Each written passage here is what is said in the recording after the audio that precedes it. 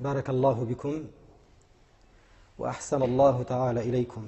السلام عليكم ورحمة الله تعالى وبركاته.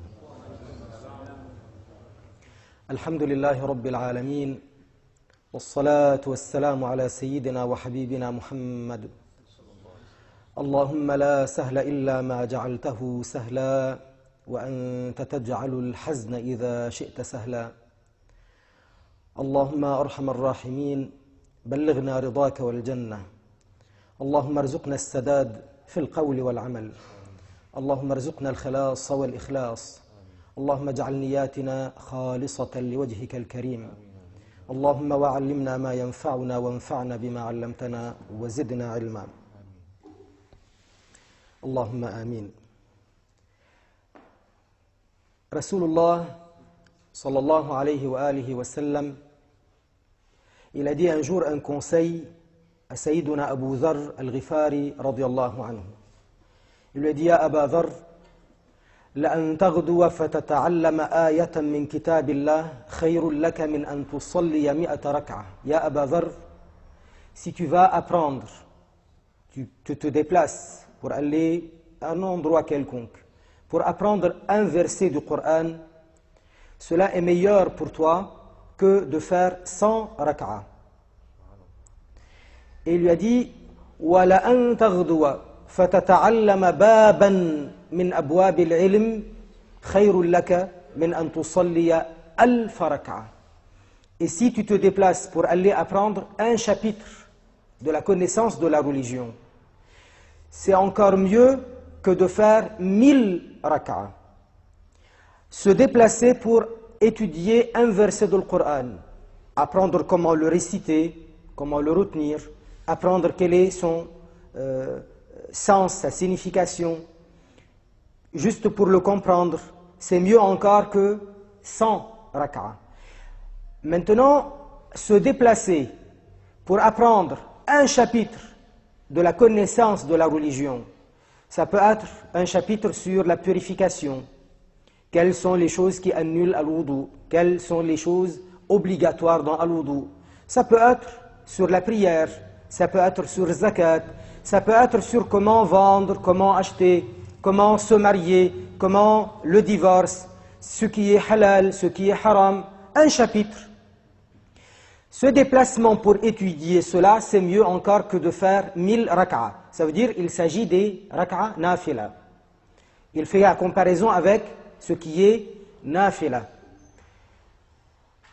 Lorsque il s'agit d'apprendre la religion, c'est ça la vocation de Rasulullah sallallahu alayhi wa sallam.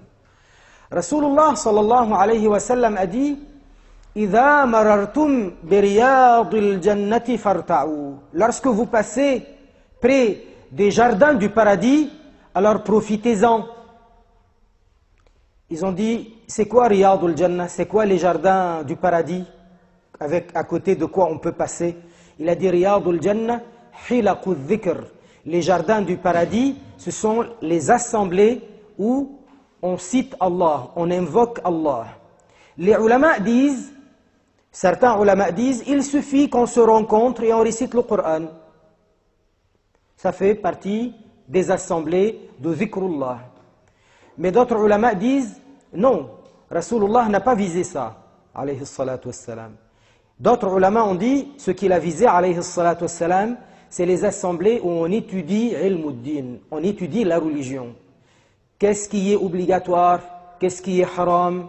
Qu'est-ce qui est condition de ceci? Qu'est-ce qui annule cela? Le fiqh, la connaissance de la religion. Et ils ont dit que Rasulullah sallallahu alayhi wa sallam un jour est entré dans al-masjid et il a vu un groupe qui est en train de faire du dhikr ensemble. Ils récitent la ilaha illallah ou ils récitent le Coran. Et un autre groupe, ils sont en train de discuter de ce qui est halal, haram, de ce qui est obligatoire, pas obligatoire. Ils discutaient donc de la connaissance de al-fiqh, de la sharia, de la religion. Rasulullah sallallahu alayhi wa sallam, il a regardé les deux et il a dit: Fi kullin khayr. Dans les deux, il y a du bien. وَإِنَّمَا بُعِثْتُ مُعَلِّمًا. Mais moi, j'ai été envoyé en tant que mu'allim, enseignant. Et il est allé s'asseoir avec l'assemblée où on étudie la connaissance de la religion. Donc Rasulullah sallallahu alayhi wa sallam a marqué par cela une préférence pour la connaissance de l'enseignement, les enseignements de la religion. Rasulullah sallallahu alayhi wa sallam, sa mission au départ, c'est la mission d'enseigner. Allah subhanahu wa ta'ala, il l'a envoyé comme guide.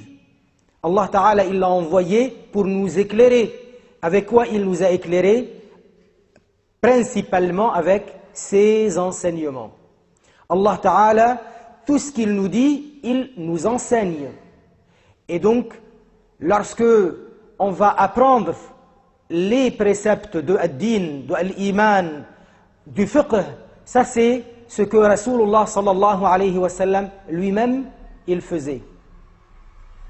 Et même dans l'enseignement et la connaissance de ad-din, il y a des degrés, il y a des connaissances plus importantes que d'autres.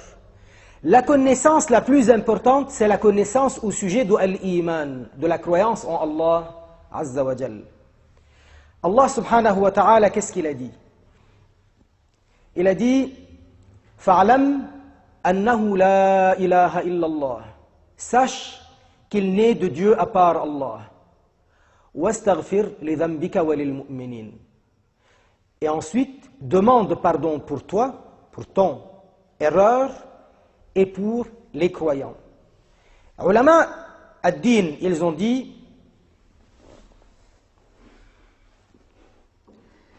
les ulama ad-din, ils ont dit que comme Allah subhanahu wa ta'ala dans ce verset, il a mentionné فَعْلَمْ أَنَّهُ لَا إِلَهَ إِلَّا اللَّهِ. Sache qu'il n'est de Dieu à part Allah en premier.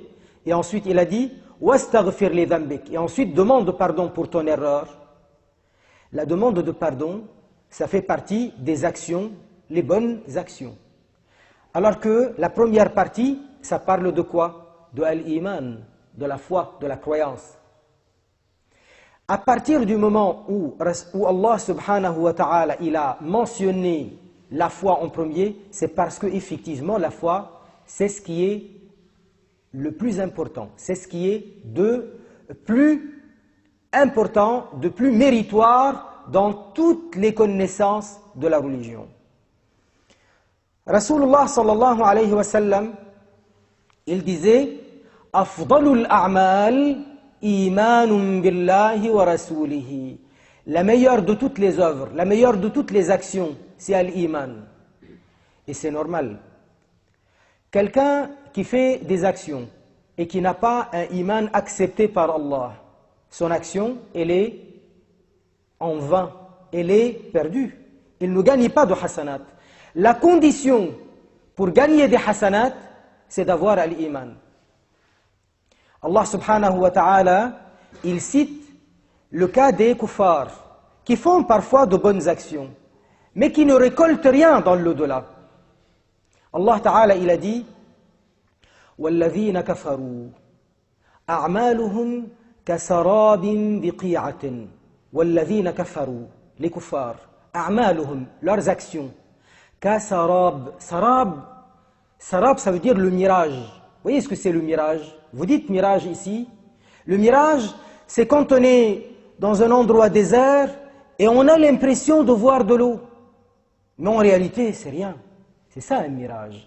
Le mirage, c'est une illusion. C'est pas quelque chose de réel. C'est quelque chose qu'on suppose, qu'on pense que ça existe alors que ça n'existe pas. Il a dit وَالَّذِينَ كَفَرُوا, les kuffars, أعمالهم, leurs actions, كَسَرَابٍ بِقِيعَةٍ, dans un endroit désert. يَحْسَبُهُ الظَّمْآنُ مَاءً. الظَّمْآن, c'est celui qui a soif. Celui qui a soif, il le croit eau.